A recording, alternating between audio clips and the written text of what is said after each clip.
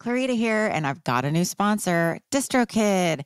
If you want to release your music into the world, DistroKid's the easiest way to get your music into all the major streaming platforms, unlimited uploads, and keep 100% of your royalties. And because you're a Design Freaks listener, you get 30% off. Go to distrokid.com/VIP/designfreaks. DistroKid.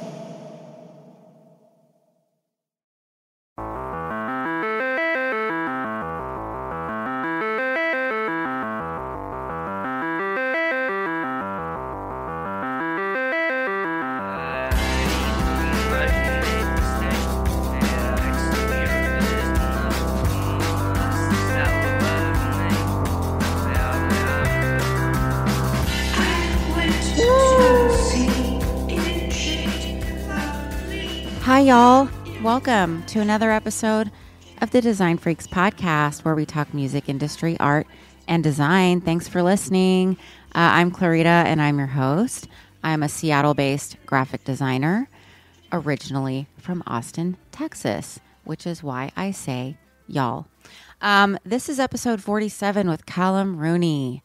Callum is a graphic artist and printmaker based in Auckland, New Zealand. So very exciting. This is my furthest away guest ever. I was in a Wednesday. He was in a Thursday when we recorded. Crazy.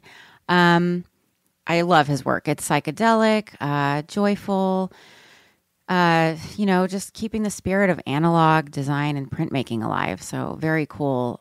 He designed posters and album covers for so many bands, including Acid Mother's Temple, King Gizzard, the Levitation Festival, and his very own band called Ounce.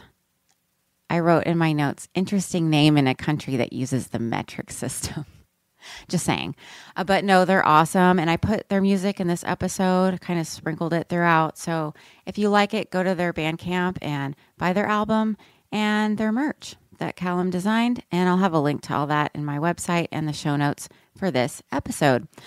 And speaking of the Levitation Fest, I have a couple corrections. Okay, here's the first one.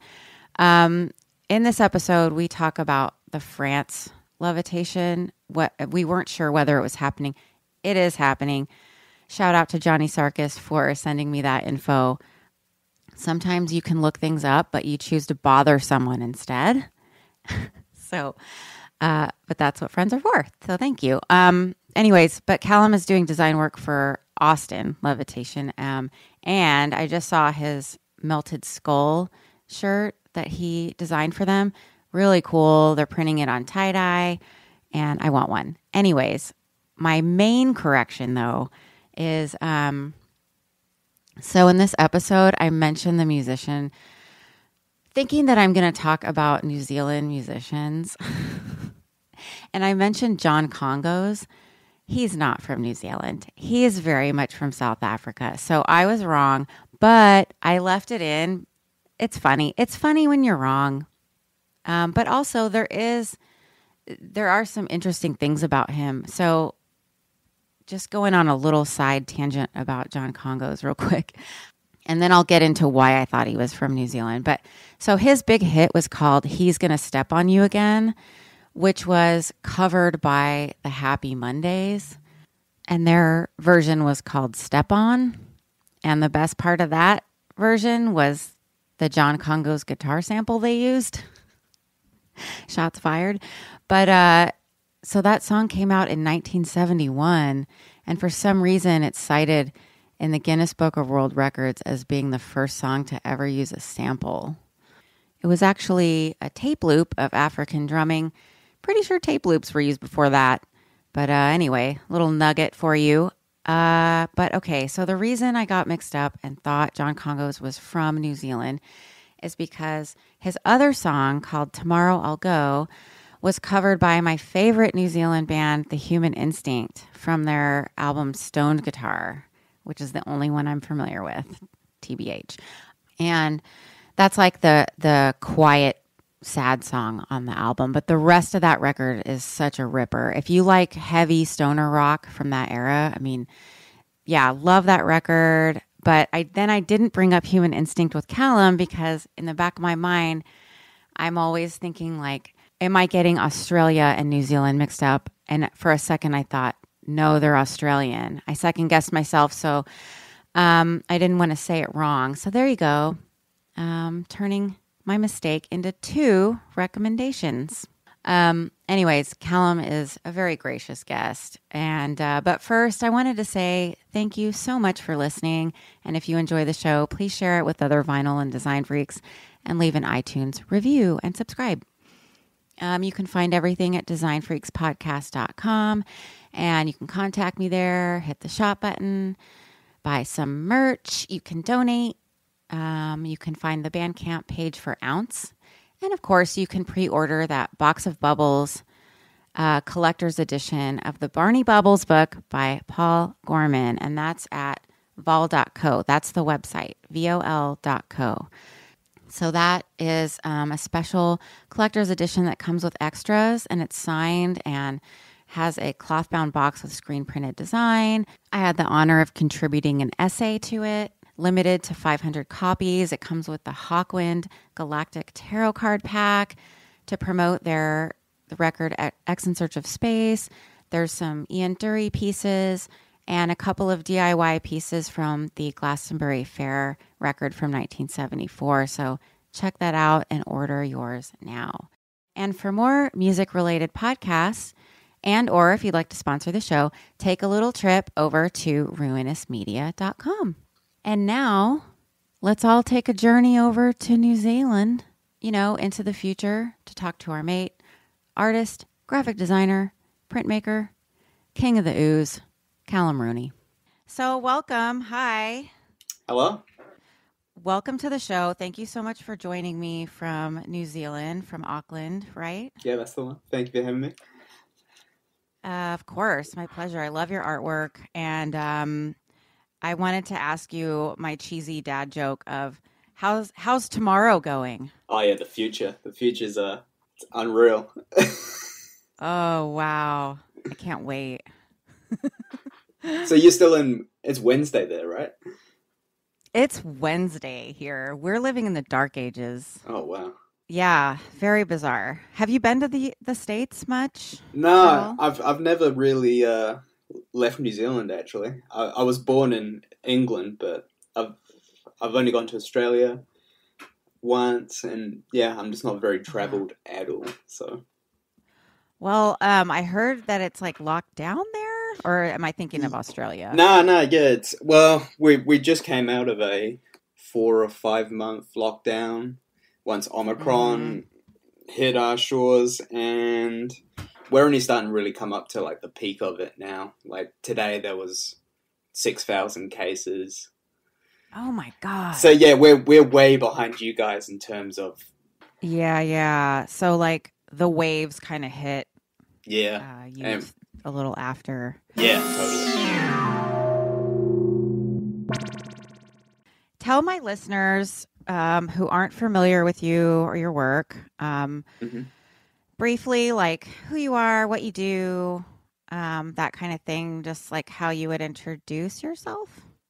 Well, I am 31 years old. I am a freelance graphic designer. I've been doing it, pretty much freelance full-time for the last 3-4 years. Congrats. Thank you. Mainly working in music, just doing gig posters and record covers and stuff like that. And also just printmaking on the side as well. Yeah. Nice. And are these primarily New Zealand bands? Recently, not really, actually, because I think because of lockdown and stuff like that, there's just been minimal gigs going on here. So, yeah, pretty much. Yeah, I was going to ask how I know COVID had quite a ripple effect of like obviously bands and venues, but then the other industry folks that most people don't think about, like the graphic artists that create the gig posters. Yeah. I don't know. I guess it was because we've had the big wave sort of after you guys, so I've been able to ride that wave while we're getting hit with it. So I don't know. Oh, I see. Yeah, it's kind of the blessing of the internet, really, that you can work internationally from your desk and just pick and choose work from wherever. At the start of 2020, when shit hit the fan, really, there was government subsidies for just freelancers or just any business, really, just to keep wages going and stuff like that. So there was initial government support when it did really slow down at the start. I don't know. I've just been blessed to just be able to just keep trucking through it. So.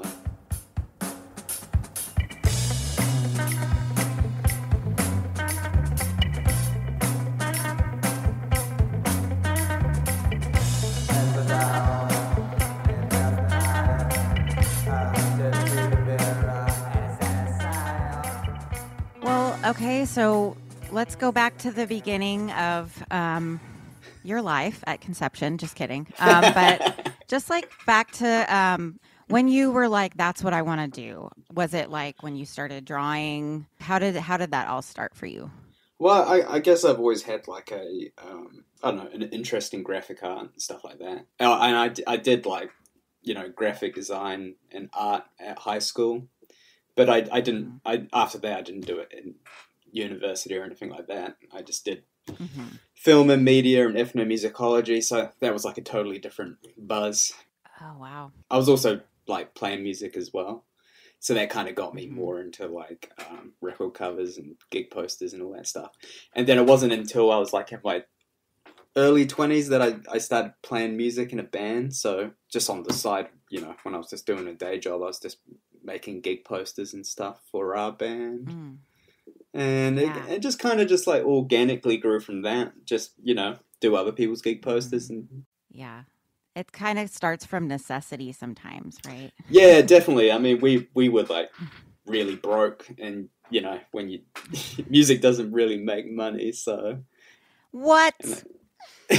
Yeah, I know, right? What no way. No way.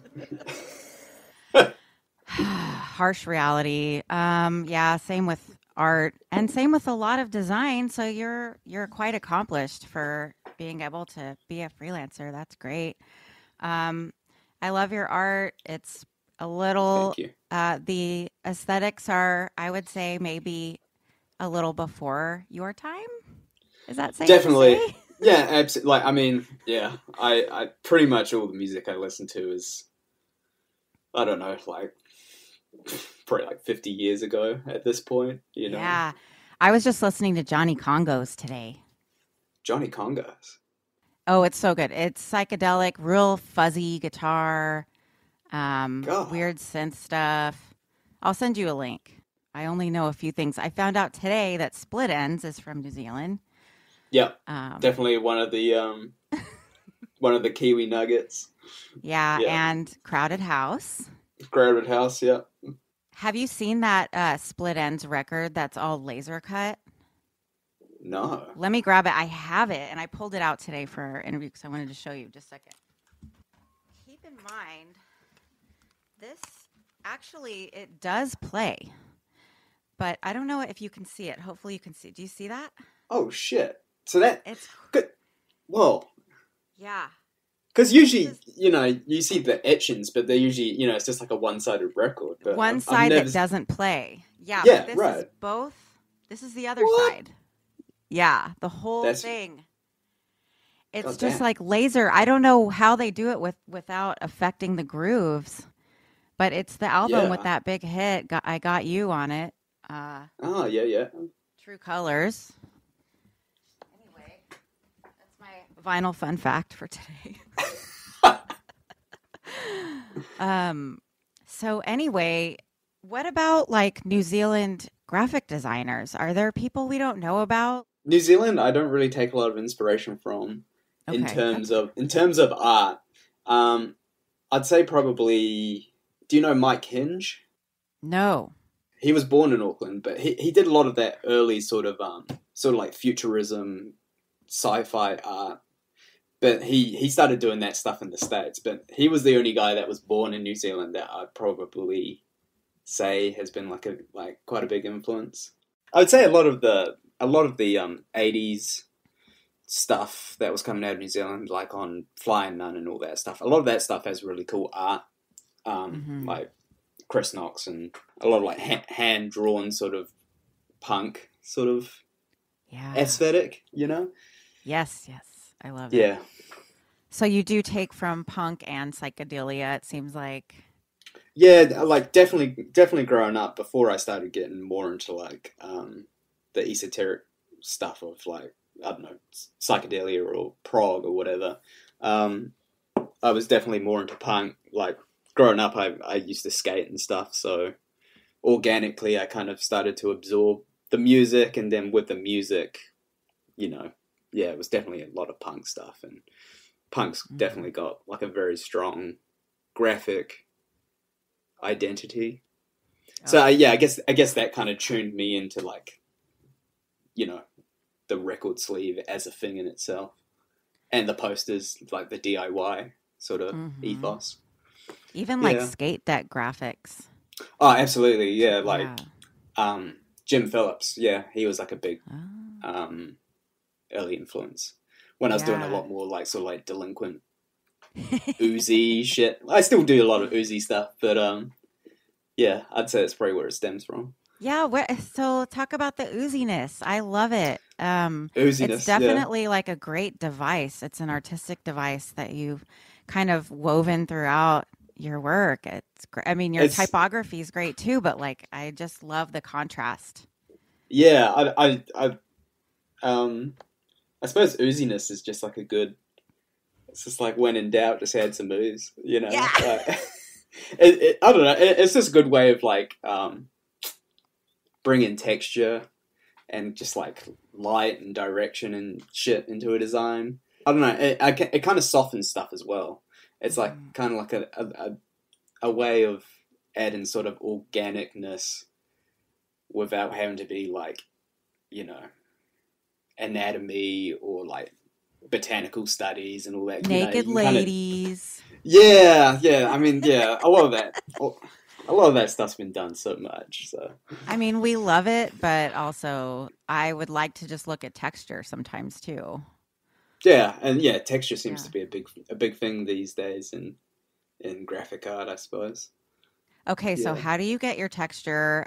Is it different ways? Do you hand stipple? Do you use brushes? Can you reveal that? Are you comfortable talking about that? Yeah, no, it's just like a rapid, you know, one of those rapid graph pens, just stippling, like a fine nib pen, and I just you know just stab a piece of paper like a million times. Oh, that must be therapeutic. It is, yeah. Sometimes, you know, when you got like a deadline, it's just like, could I just hurry this up? But sometimes I just use pencils and stuff, and then I just like convert it to halftones or. Oh yeah, I've seen a lot of halftones in your work too. Yeah. As far as like printing, I wanted to ask you about. Do you have a studio? It looks like some of it is Rezo printed. How do you have access to all this cool stuff? Well, yeah, so going back to when I like started playing in bands and stuff, and we'd need merch. We had a mate that did screen printing, so that it's always one of those things that I always wanted to try out and stuff. And I think him doing it in kind of like a DIY manner kind of demystified it. So yeah, I pretty early on I got just a bunch of screens and just did like online. Just looked up online stuff and I just taught myself how to screen print, expose screens and stuff like that. So that's always been like a pretty big influence on my work. And then yeah, I also did pick up a risograph as well, which a friend of mine just happened to have at his work, and his boss was just like, "Oh, I just got this big old piece of shit photocopier. Yes. Do you want it?" And I was like, "Yeah." So. You know, he just like dropped it off. I didn't have to pay anything for it. Oh my God. But you have to buy those barrels of ink, right? Yeah, you have to buy the ink and the like the master paper, which wraps onto the drum. Kind of like a screen. It's a bit titchy. Like it works sometimes, it doesn't work sometimes, you know. It's a bit temperamental. But I suppose that's the nature of the beast, you know? Yeah, and it is big and clunky and mysterious, and I've used them a little bit, and when they do work, it's just there's nothing like it. It looks so good. I It mean, I does. love screen printing too, but there's something there. It's just a little different, maybe Yeah, so. totally. Yeah. Well, yeah, I think I really appreciate that you do the screen printed poster art because I feel like that's kind of dying out, the Yeah. collectible. I think I want that to be like a point of difference, like especially in New Zealand. There's like literally no one really doing it. Like there may be the occasional case, but like quite early on when I was trying to do art and commission like posters and stuff more as a thing, I'd always like try and press people to be like, hey, do you want to? Should we do like a print run of like a gig poster or something like that? So. Um, yeah, it seems like it's definitely more of a thing in the States or Europe or something like that. But I definitely collect screen printed posters. I'll probably order one from you. Actually, I should. Um, do people have tattoos of your artwork? um, I've had a few people be like, I'd like you to design a tattoo, or Hmm.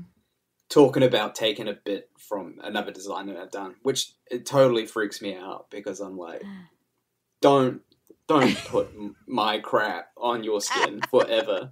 Like, and there's like people that are tattoo artists, and that's their trade, and you know, that's what they're skilled at and shit. So it's like, just leave it to the professionals, because Oh yeah, don't do it yourself. But I think your art would translate. yeah, I guess it could. Yeah, I don't know. It just freaks me out.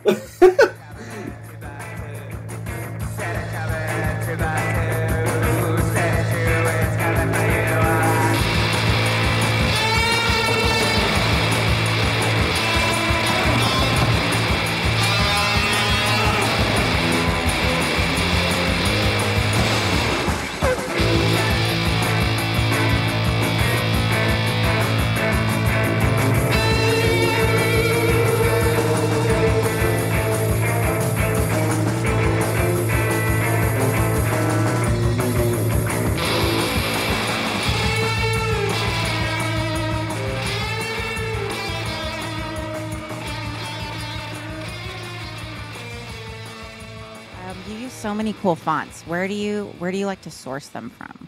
Well, in terms of just finding them, it would Hmm. definitely be fonts in use. Yes. Okay. It's Love that it. is like that's probably like my favorite website on the entire internet. It's Yeah, just it's yeah, I'd be lost without it. it's the best. But in terms, I don't know, I just download free fonts really. Hmm. I don't think I've ever bought one. Like most of the fonts I'm after are they were digitized ages ago. They're all from like the Hmm. '60s or the '70s or something. So Hmm. like a Letraset or All the Glazer fonts. oh yeah, I mean yeah, his topography game is Hmm. amazing.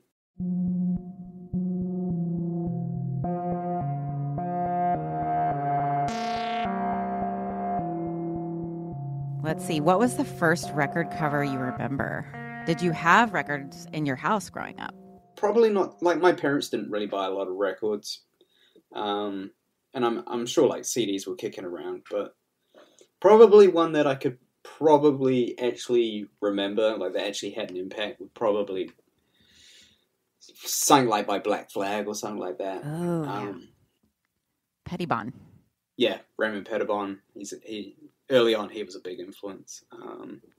Probably something like Slip It In or My War. Mm-hmm. Just very bold. Yeah. Do you still play music? Yes, I am in a band currently called Ounce. We will be putting out. We got to record another record soon. We've already done one record, and we're going to be working up to another one. Oh, nice. So yeah, I'll probably be doing the art for that Well, I look forward to at it. some point. Cool. Yeah, What else do you have going on right now? Are there any big projects you're working on or just worked on? I just did a record cover for a German band Hmm. called Woken Wukan. So yeah, that's in the works, and there's still a couple of records from last year that are waiting to come out. I guess it's just because of like the record pressing at the moment. The delays it is massive, so it's probably like six months worth of work backlogged. What is that Teenage Gizzard thing? Is that out?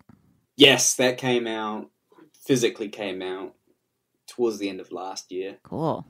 Yeah, I'm just starting to get the ball rolling on doing some stuff for Levitation again. Oh. Yeah, which is always good. Some gig posters and aren't stuff. There multiple? Which one do you do work for? I think the one in France is I don't know if that's going on at the moment, but it'll probably be the one over in the States. Okay, cool. Yeah, what else are you doing? Good question. Shit, I don't know.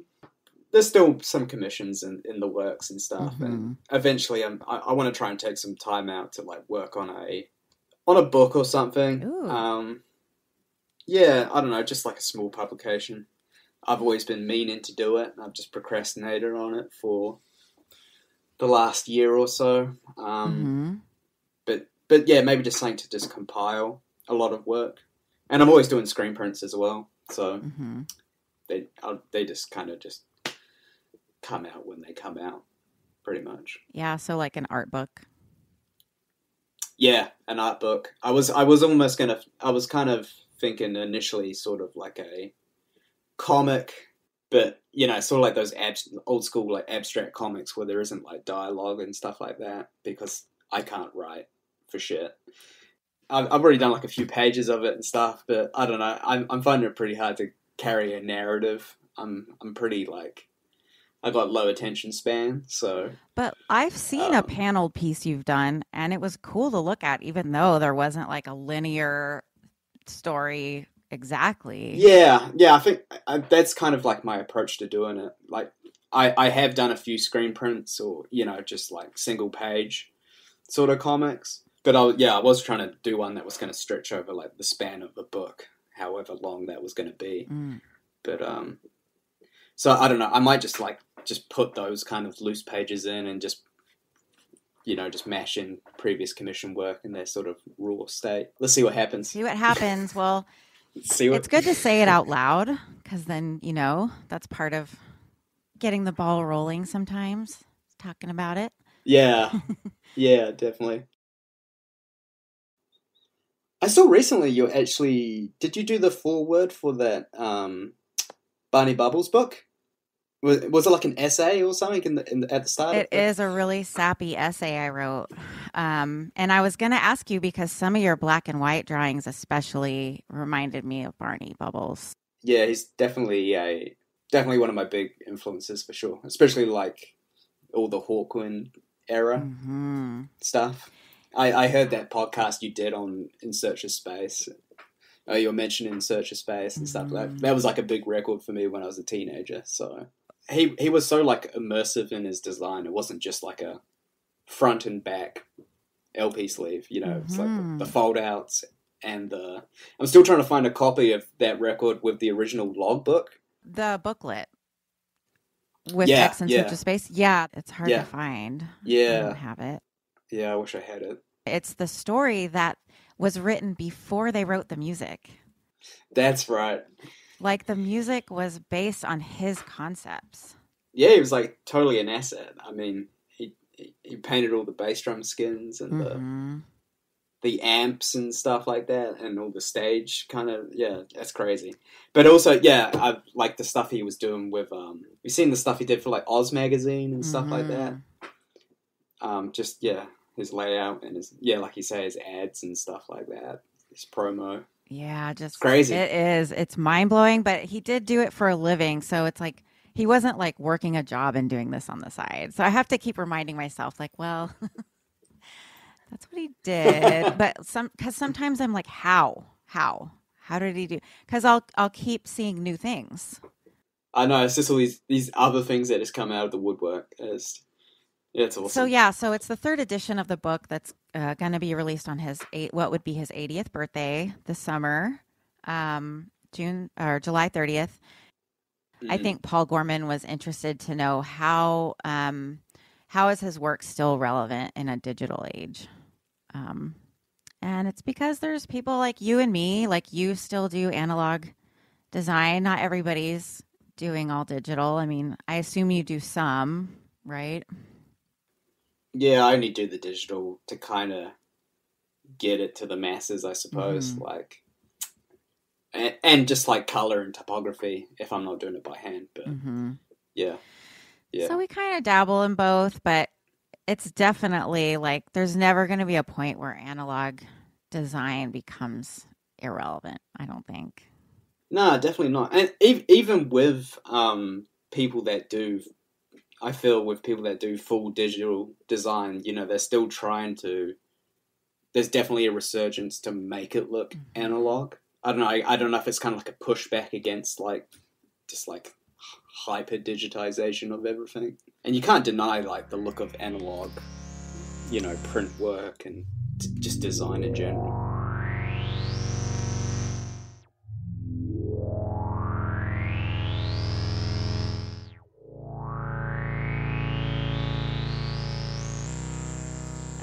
Who's going to write the foreword for your book? Oh, God. Start thinking about it. Does that mean I have to be dead before it comes out? Nah. Also, I have to say, I looked up New Zealand slang today, and chili bin, I don't know why I've never called it that. What do you guys call it? Cooler. Yeah. Yeah, so chili bin from now on. And what else? Dunny paper. Love it. Dunny paper. Oh, yep. It's going to come in handy. Anyway, well, thank you so much for talking to me, and have a great night. Have a great Thursday night. Thank you. Have a good, what is it? Still a Wednesday? It's still a Wednesday. Have a good Wednesday night. Bye. All right. See you later.